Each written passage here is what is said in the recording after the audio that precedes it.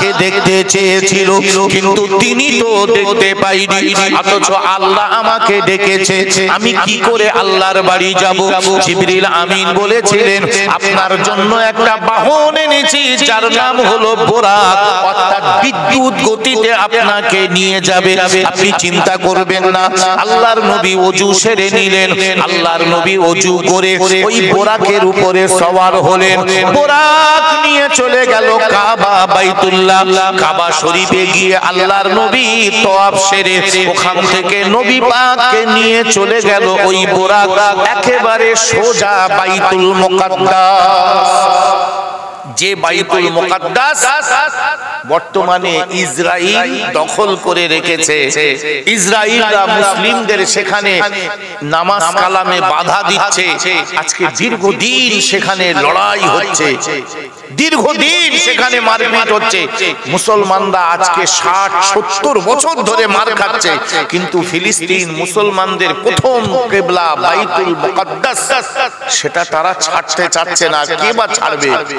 কিন্তু আল্লাহর নবী, বিশ্ব নবী যে ওই মসজিদে এই পবিত্র রজব মাসের 26 দিনগত রাত ওই মসজিদে আল্লাহর নবী রাসূলুল্লাহ পৌঁছালেন। রাসূলুল্লাহ ওখানে গেলেন, সব নবীদেরকে নিয়ে আল্লাহর নবী রাসূলুল্লাহ 2 রাকাত নামাজ আদায় করলেন। বিশ্ব নেতা, বিশ্ব নবী, সরকারে দো আলম, কোন নবীর উম্মত আমরা? আজকে কোন নবীর মহব্বতে এ মাজমায়ে এ মাহফিলে বসেছি আমরা? সেই নবী মুহাম্মদুর রাসূলুল্লাহ হাবিবুল্লাহ নবী আমার এমন করে ওই বাইতুল মুকাদ্দাসে সব নবীদের নিয়ে নামাজ আদায় করলেন। নামাজ আদায় করার পরে আল্লাহর নবী রাসূলুল্লাহ ওখান থেকে আবার বোরাকের উপরে সওয়ার হলেন। বোরাক নিয়ে চলে গেল প্রথম আসমান। প্রথম আসমান ভাই, এই রকম একটা না দুটো না, 7-7টা আসমান রয়েছে। ফাওকা সাবআ, এমন করে আল্লাহ বললেন 7 তবক এরকম আসমান আমি তৈরি করে রেখেছি। ওয়াজআলনা ফাওকাকুম সাবআন শিদাদা, আমি তোমাদের মাথার উপরে 7 তবক এইরকম আসমান করেছি। আমরা একটা দেখতে পাচ্ছি, এর উপরে আরেকটা আছে, আরেকটা আছে, এইরকম 7 তবক আসমান। তারপরে তো আল্লাহর আরশ, তারপরে আল্লাহর আরশ। তো হযরতে নবী পাক সাল্লাল্লাহু আলাইহি ওয়াসাল্লাম তিনি যখন প্রথম আসমানে গেলেন, দারওয়ান জিজ্ঞাসা করছে জিবরাইল ফেরেশতাকে, ইয়া আখি জিবরাইল, হে ভাই জিবরাইল, সঙ্গে কে? আপনার আসা যাওয়ার অনুমতি আছে, পারমিশন আছে, কিন্তু ওগুলো তো প্রোটেক্টেড এরিয়া, সংরক্ষিত এরিয়া, যে সে ঢুকতে পারবে না। তো আপনার সঙ্গে কে? বলল মুহাম্মদ সাল্লাল্লাহু আলাইহি ওয়াসাল্লাম। বলে ওনাকে কি আসার অনুমতি দেওয়া হয়েছে? বলে অবশ্যই, তুমি দেখলে বুঝতে পারবে। জান্নাত এমন করে প্রথম আসমানের দারওয়ান দরজা খুলে দিলেন। প্রথম আসমানে অগণিত নবীরা আর ফেরেশতারা আমার নবীকে স্বাগত জানাতে রয়েছে। আল্লাহর নবী যেই না পৌঁছালেন, সবাই বলতে লাগলো মারহাবা মারহাবা ইয়া রাসূলুল্লাহ। জোরে বলি সুবহানাল্লাহ। আমরা কোন নবীর উম্মত? আসলে আমরা নিজেকে মূল্যায়ন করতে পারিনি, নিজেকে আমরা মূল্যায়ন করতে শিখিনি।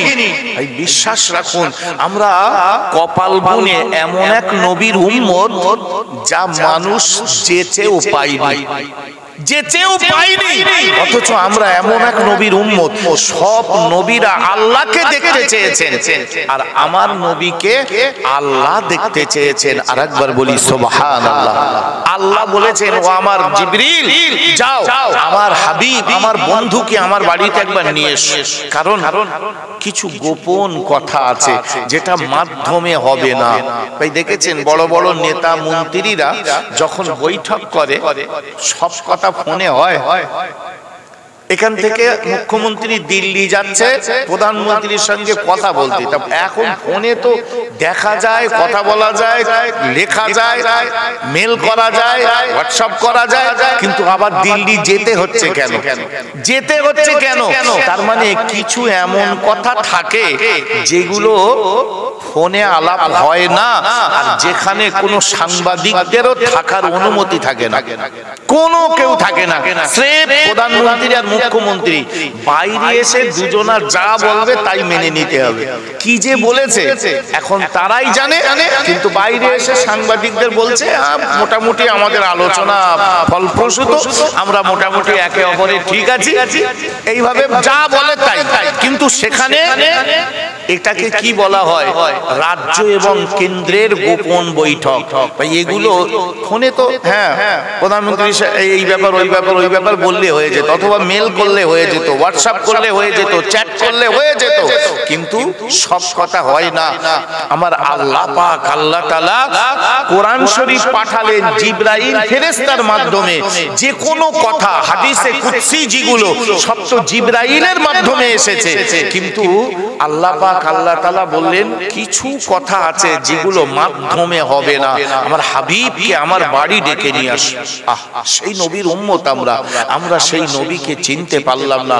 এই জন্য হাদিস পাকে এসেছে যখন কোনো মানুষের ইন্তেকাল হয়ে যায়, কোনো মানুষ যখন মারা যায়, মারা যাওয়ার পরে তাকে যখন কবরে রাখা হয়, সর্বপ্রথম নবীজির চেহারা ওই মানুষটাকে দেখিয়ে বলা হবে মান হাজার রজুল, তুমি কি এই মানুষটাকে চেনো? মান হাজার রজুল, ইনি কে? এই ব্যক্তিটা কে?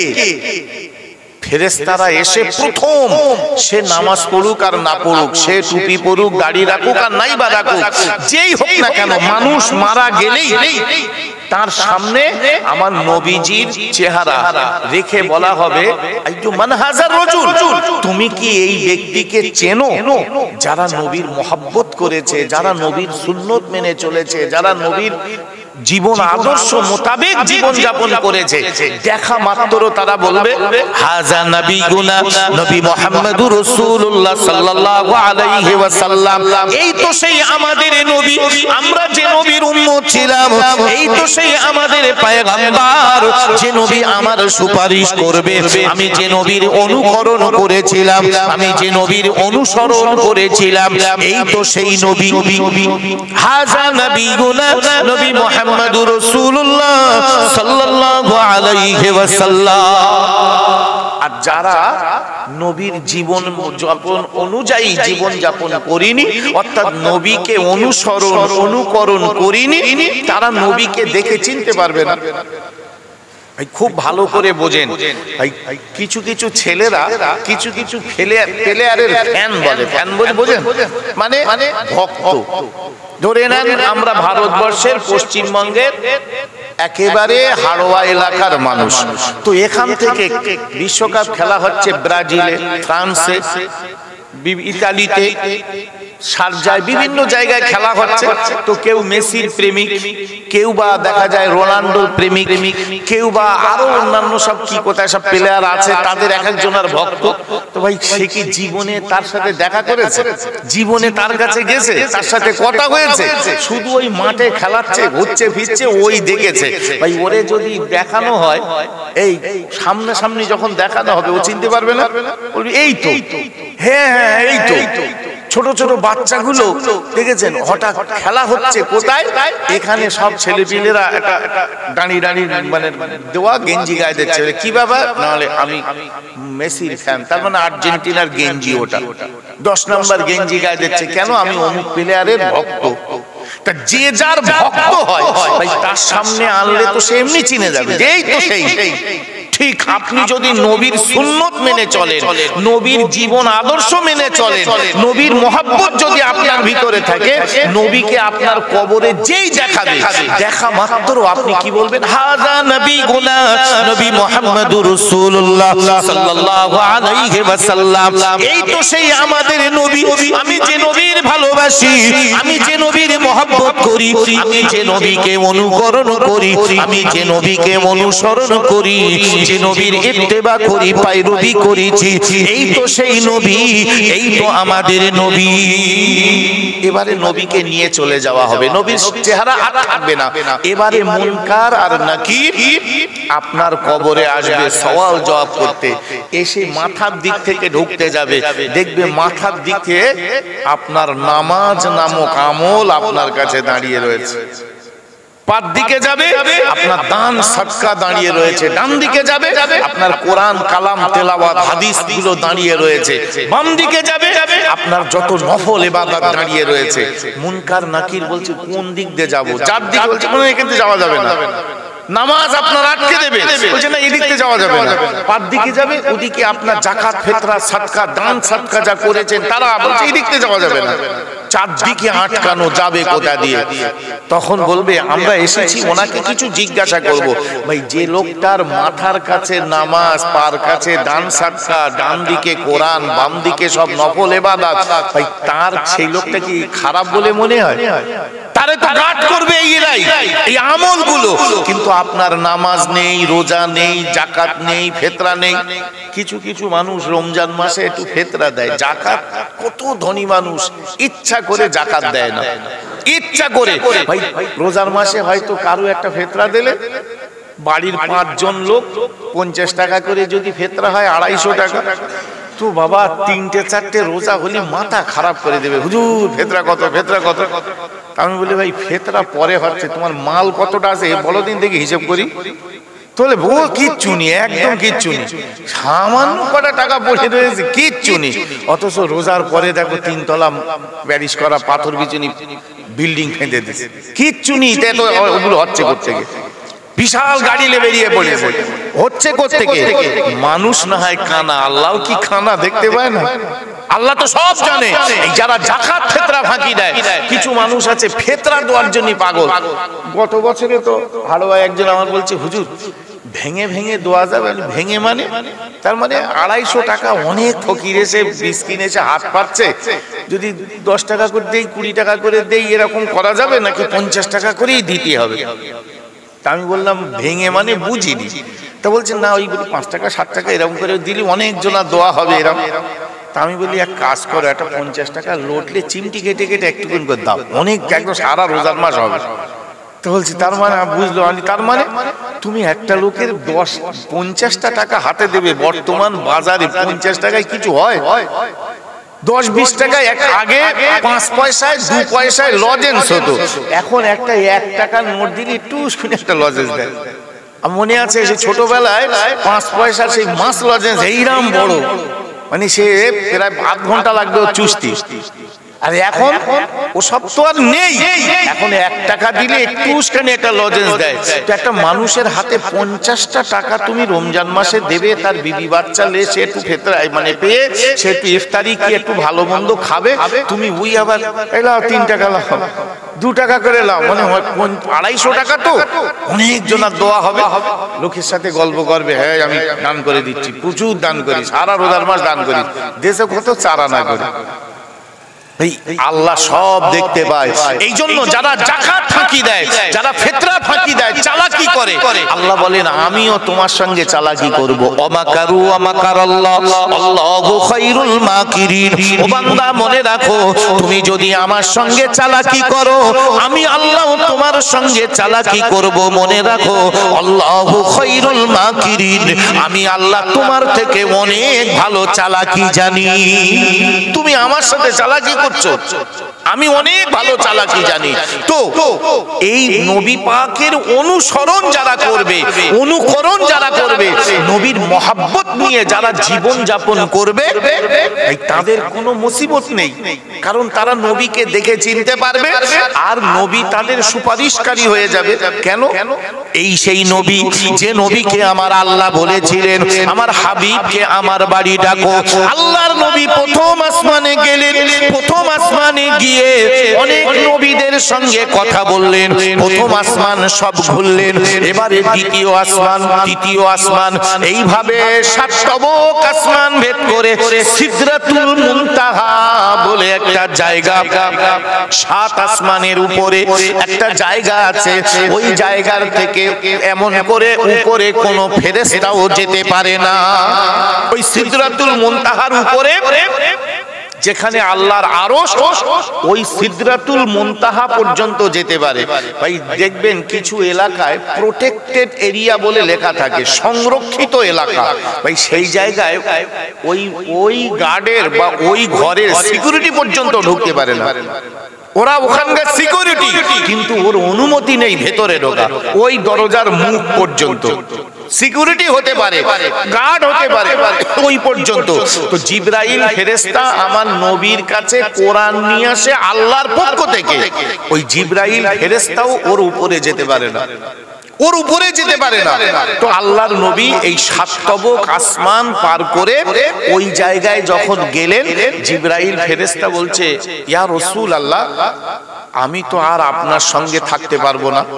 এতক্ষণ জিবরাইল তো সঙ্গে ছিল, দেখিয়ে দিচ্ছিল এটা এই এটা এই, বলছে তাহলে আমি কি করে যাব? আমি তো আল্লাহর বাড়ি কোনোদিন আসিনি, কোনটা আল্লাহর বাড়ি কোনটা আল্লাহর ঘর আমি তো চিনিনি, আমি যাব কি করে? কে আমাকে রাহবার হিসাবে পথ দেখাবে? রাহবার হিসাবে আমাকে পথ দেখাবে কে? আমি তো চিনিনি। ওই সময় জিবরাইল ফেরেশতা বলেছিলেন, ইয়া রাসূলুল্লাহ, ইয়া হাবিবাল্লাহ, আপনি আখিরি পয়গম্বর, আল্লাহ আপনাকে হাবিব বলে ডেকেছে, আল্লাহ আপনাকে বন্ধু বলে সম্বোধন করেছে, তাই আপনাকে নিয়ে যাওয়ার জন্য আল্লাহ আরেকটা গাড়ি পাঠিয়েছে, যার নাম হলো রফরফ। এই জায়গায় ওই বোরাকও যেতে পারবে না, আমি জিবরাইল আমিও যেতে পারবো না, তাই আল্লাহর ঘর থেকে আরেকটা গাড়ি এসেছে, যে গাড়িটার নাম হলো রফরফ। ওই রফরফ নামক বাহনের উপরে চড়ে আপনি ওখান থেকে আল্লাহর আরশে পৌঁছে যাবে। জোরে বলি সুবহানাল্লাহ। আল্লাহর নবী এবারে ওখান থেকে রফরফের উপরে উঠলেন, ওই রফরফ করে আল্লাহর নবী পৌঁছালেন কোথায়? আল্লাহর আরশ পাকে। আল্লাহ পাকের ঘরে নবী আমার যাবেন, নবী ইতস্তত করছেন, কি করে যাব? আমার আল্লাহ বললেন, হে নবী, হে আমার হাবিব, বন্ধু বন্ধুর বাড়িতে আসবে, এত এমন করে ইতস্তত কিসের? চলে এসো। কিন্তু নবীজির পায়ে যে রয়েছে জুতা, নবীজি তো খড়ম করে রয়েছেন, চলে যাচ্ছেন আসমানে আল্লাহর ঘরে। আল্লাহ বললেন চলে এসো, কারণ নবী মুসা যখন তুর পাহাড়ে যাচ্ছিল আল্লাহ দেখার জন্য, নবী মুসার পায়ে ছিল জুতা। আমার আল্লাহ বললেন, ফাখলা'না আলাইক ইন্নাকা বিল ওয়াদিল মুকদ্দাসি তুয়া। হে নবী মুসা, তুমি আল্লাহ দেখতে যাচ্ছ পবিত্র পাহাড়ে, আর পায়ে জুতো দিয়ে?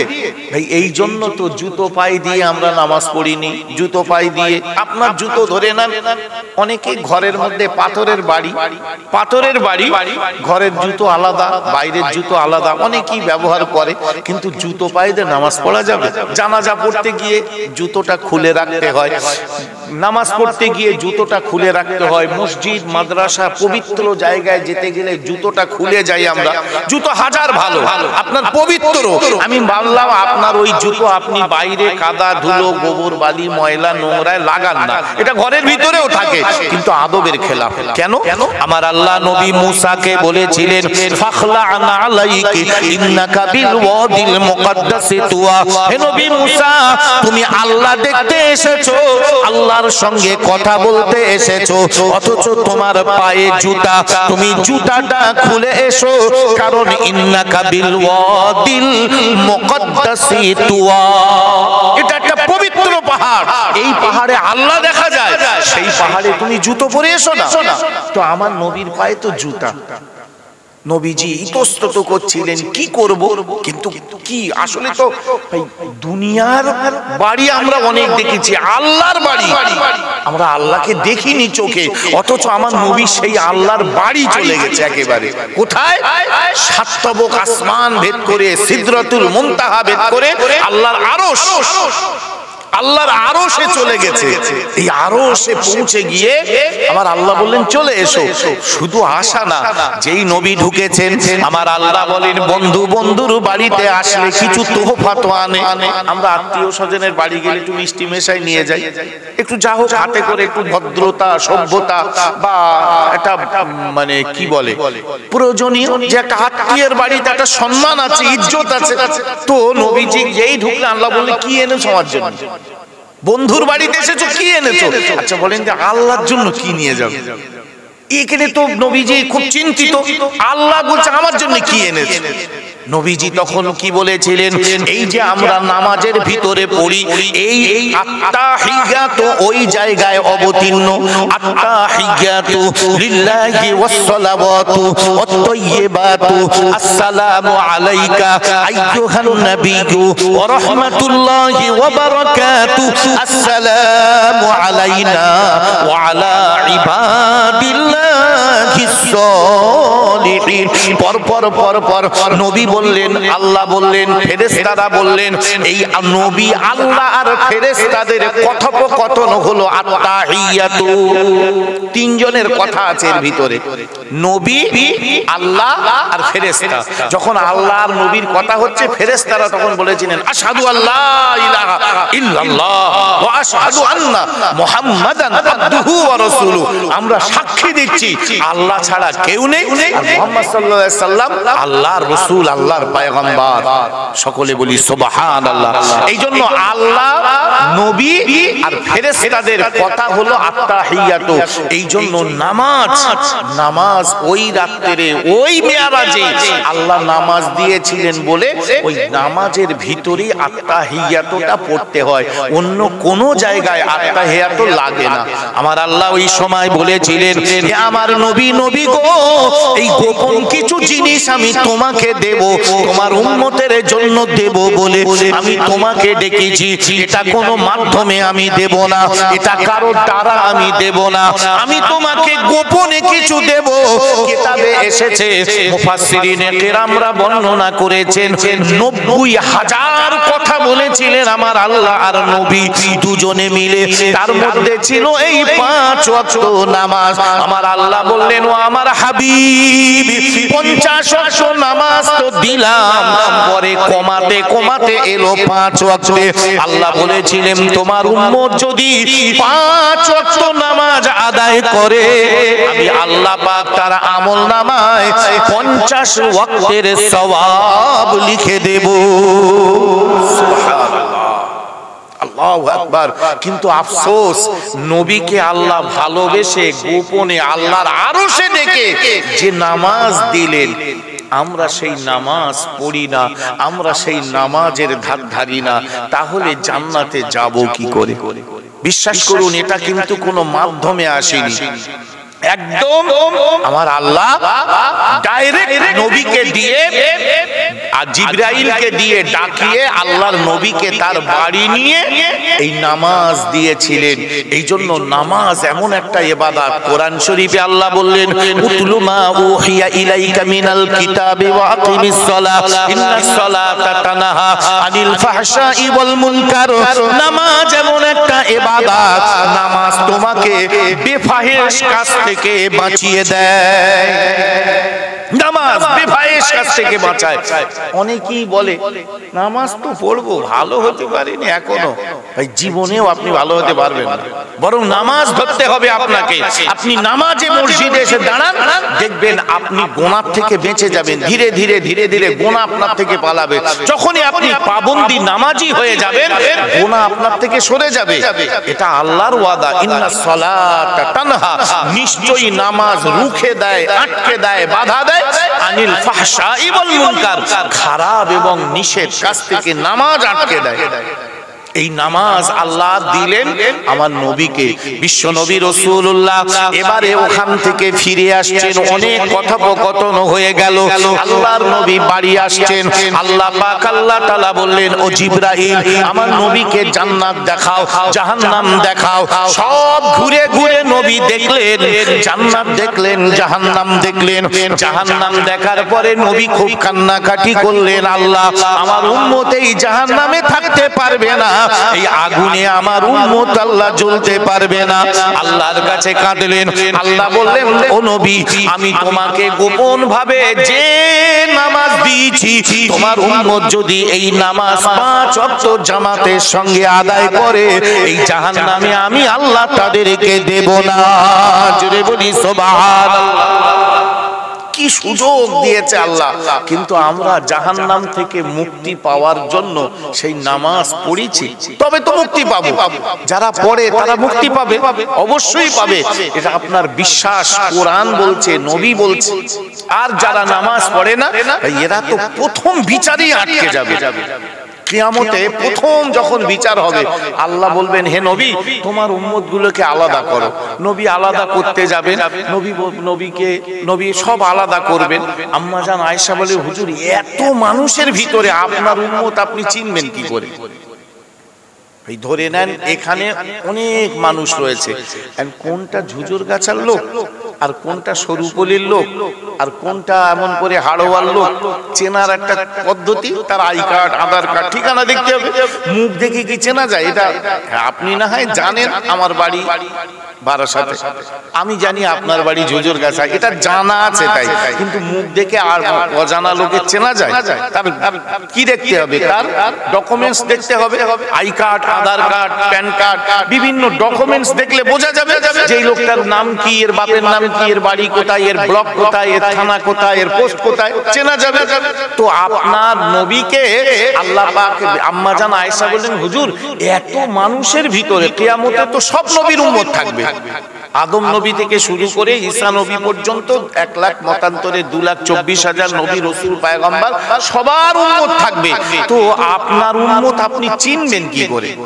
নবীজি তখন বলেছিলেন, আয়েশা, জিহাদের মাঠে, যুদ্ধের মাঠে যদি আমার ঘোড়াটা চিতে দাগ হয়, ডোরা কাটা হয়, তা চিনতে অসুবিধা হবে? ভাই, ডোরা কাটা ঘোড়া মানে ওইটা আমার, বাকি সব লাল ঘোড়া, সাদা ঘোড়া, হলদে ঘোড়া, যাহাই হোক, ডোরা কাটা কপালে চিতে দাগ মানে ওইটা আমার ঘোড়া, এর অসুবিধে? আম্মা জান আয়েশা বললেন, জি না হুজুর, কোনো অসুবিধে নেই। বিশ্বনবী বলেছিলেন, যারা 5 ওয়াক্ত নামাজ আদায় করে এরকম শীতের সময় ভোরের বেলা উঠে ওযু করবে, এমন করে 5 ওয়াক্ত নামাজ পড়ে ওযু করেছে, এই মানুষগুলোর ওযুর জায়গার সেজদার জায়গা দিয়ে একটা নূর, একটা জ্যোতি ঝিকমিক ঝিকমিক করবে। কারণ কোন নবীর জামানায় 5 ওয়াক্ত নামাজ ছিল না, শুধু আল্লাহ আমাকে স্পেশাল করে, আল্লাহ আমাকে তার বাড়ি ডেকে আমার উম্মতের জন্য নামাজ দিয়েছিল। তাই আমার উম্মত যারা নামাজ পড়ে সেজদা দিয়ে কপাল মাটিতে ঠেকিয়ে সুবহান রাব্বিয়াল আলা এই দোয়া পড়েছে, আমি দেখতে পাবো তাদের পেশানি দিয়ে নূর চমকাবে। সুবহানাল্লাহ। তাই এই জন্য নামাজ এমন একটা ইবাদত, এটা যেন উত্তরে পত্তরের রোল নাম্বার।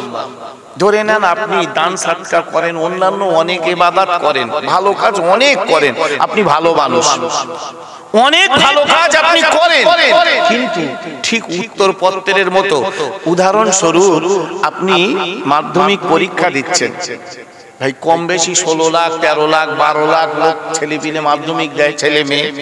এখন ধরে নেন আপনিও মাধ্যমিক পরীক্ষা দিচ্ছেন, আপনার নামের নাম ভারত পশ্চিমবঙ্গে হয়তো 10 জনার আছে, 15 জনার আছে, 20 জনার আছে, কিন্তু আপনাকে মাধ্যমিক পরীক্ষা যারা মাধ্যমিক পরীক্ষা নেয়, যে দায়িত্বশীল যারা রয়েছেন, আপনাকে যে রোল নাম্বার দিয়েছে, ওই রোল নাম্বার আর কারুর হবে?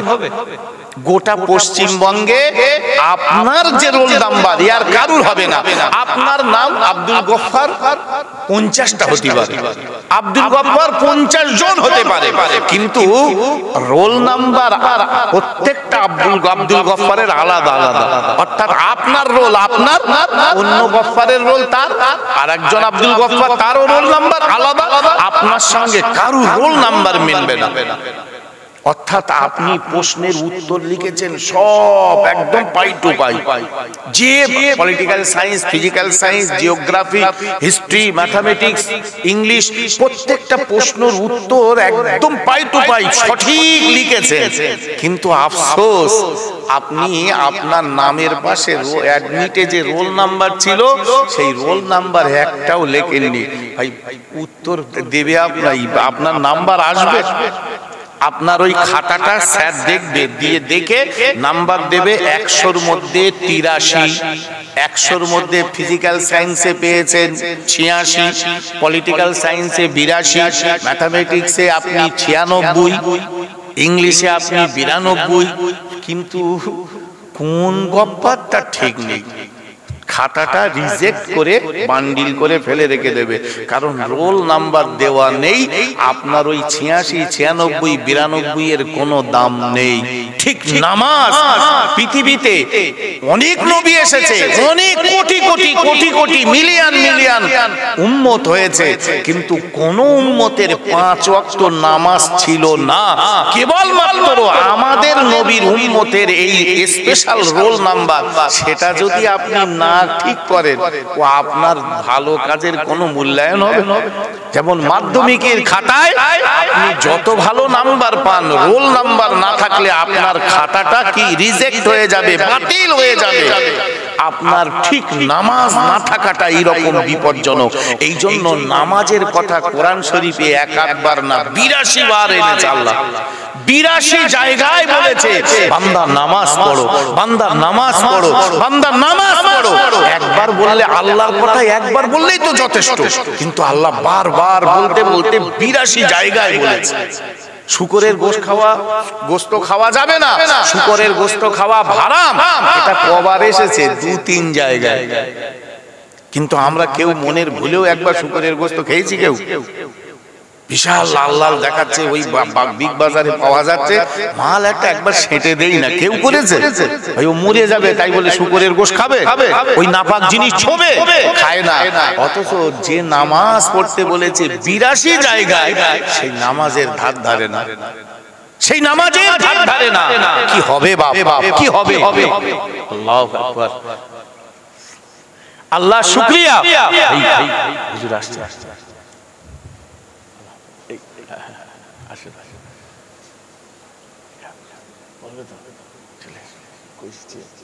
আলহামদুলিল্লাহ, আল্লাহ শুকরিয়া।